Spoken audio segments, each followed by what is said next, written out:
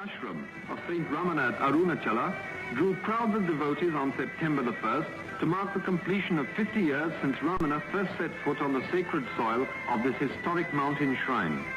From far and near they flocked for darshan of the holy sage, who by the severest austerities and profound contemplation has attained spiritual wisdom and serenity unique in the country. Thousands draw comfort from his mere presence, for he neither preaches nor blames, setting at ease all who come to him by the essential goodness he radiates to all around. A good man in a troubled world.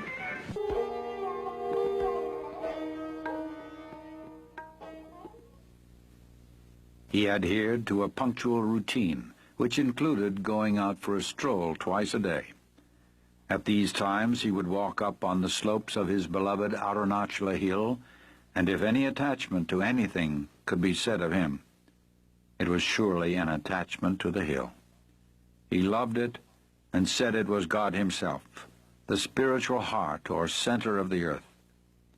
He seemed to never be so happy as when wandering around its slopes, and once remarked that there was not one spot on the hill where he had not set his foot. He also encouraged devotees to walk around the 8-mile circumference of the hill, as it has been well known from ancient times to be a very potent spiritual exercise. Generally, the Maharshi appeared to be indifferent, a witness to what was going on around him. Nevertheless, he was always aware of what was happening and seemed to be very particular about certain matters. First of all, he insisted that he should be accessible to devotees and visitors at all times, even on the day of his death when he had no strength to even hold his head erect. He asserted that devotees should not be prevented from seeing him. He was also very keen that visitors should be fed immediately upon their arrival, and food should be well cooked and nutritious. He participated and supervised meal preparations for many years. The Maharshi was adamant that no preferences should be given to him in way of food or conveniences. If it is good for me, it must be good for all, he would say when some special food preparation or medicine was offered him. He would then make the attendants distribute the item to everyone present before he would take it himself.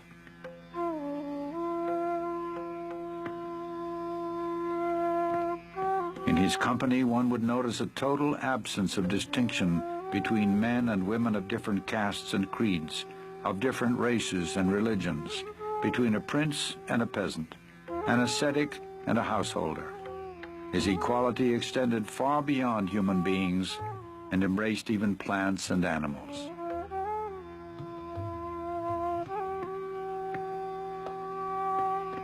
His love for and affinity with animals can be compared only to that wonderful child of Christ, St. Francis of Assisi. They all came to him, dogs, snakes, monkeys, crows, deer, peacocks, chipmunks, and cows, to name a few. Their silent language was known to him, and when he spoke, they understood and obeyed. He arbitrated the monkeys' quarrels. He has been known to speak to the wild leopards and cobras, and the whole animal kingdom accepted him as their guardian and defender. All felt his grace and acted with intelligence in his presence. He considered every living creature as equal, and those who came to him deserved an equal share to the land and resources of Ramanashramam. He often mentioned that this was their territory all along, and we humans have just come and occupied it. If they could speak, they would claim their rights as well. Besides this, he maintained that every creature, from man down to the smallest insect, was an equal manifestation of the Supreme Self, the imperishable One. And even an animal can progress spiritually and on rare occasions attain liberation. This was demonstrated in the life of the cow Lakshmi. For over 20 years she lived in the ashram and exhibited a rare devotion to Bhagavan and intelligence in all matters. Bhagavan fully reciprocated her gentle devotion, and on her last day, and her end was near, in perfect reality. He often said that the true teaching was in silence, but this does not mean verbal expositions also were not given.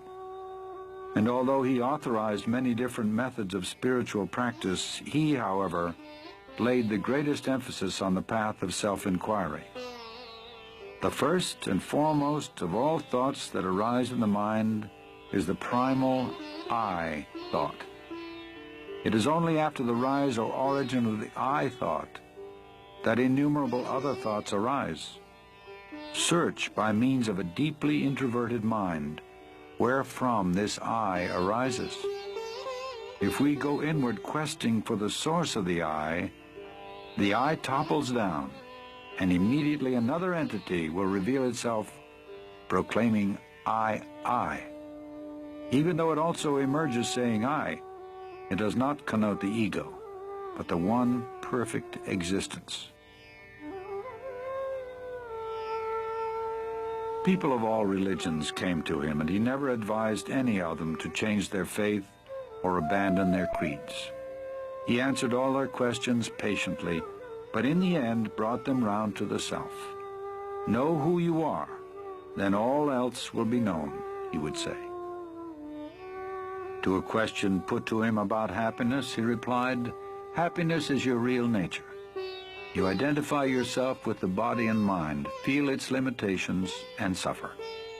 Realize your true self in order to open the store of unalloyed happiness.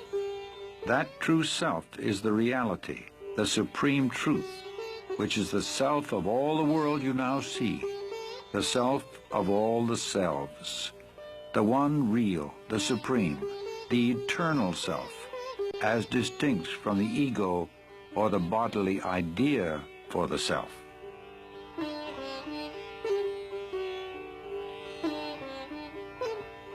He never advised anyone to renounce their families or move to the forest.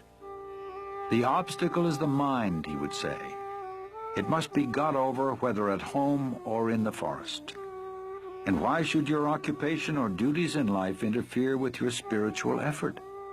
By giving up activities is meant giving up attachment to activities or fruits thereof, giving up the notion, I am the doer. The practice of his teaching doesn't require outward rituals or ceremony. It takes one straight to the source of one's own being, which is the source from whence all religions spring and must ultimately resolve. It can be practiced by men and women of all walks of life, regardless of their environment.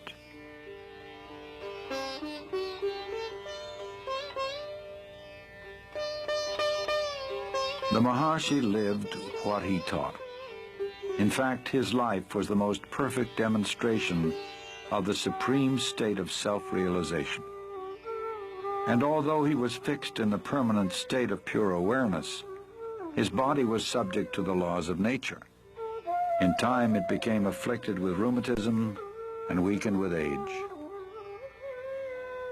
Early in 1949, a small nodule appeared below the elbow of his left arm. It was surgically removed.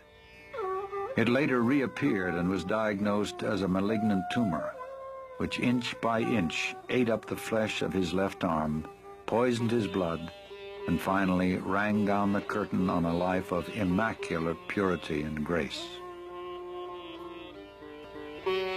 Throughout his final year, there appeared to be terrible suffering, but the Maharshi never complained.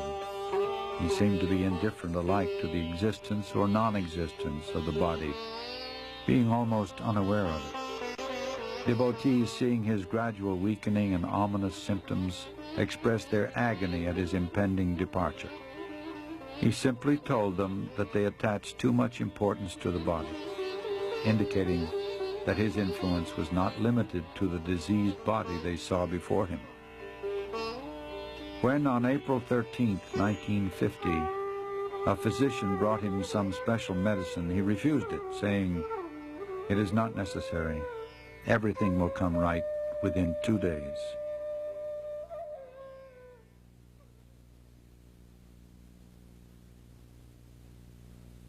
The next day, a long crowd filed past the open doorway.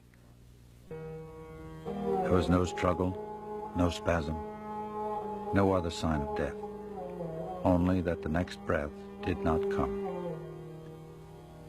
At that very moment, an enormous star trailed slowly across the sky and disappeared behind the holy Arunachala hill. Many saw it, even as far away as Madras, and felt what it portended. It was exactly 8:47 p.m., April 14, 1950. Next day, a pit was dug and the body interred with divine honors. The crowd, packed tight, looked on in silent grief.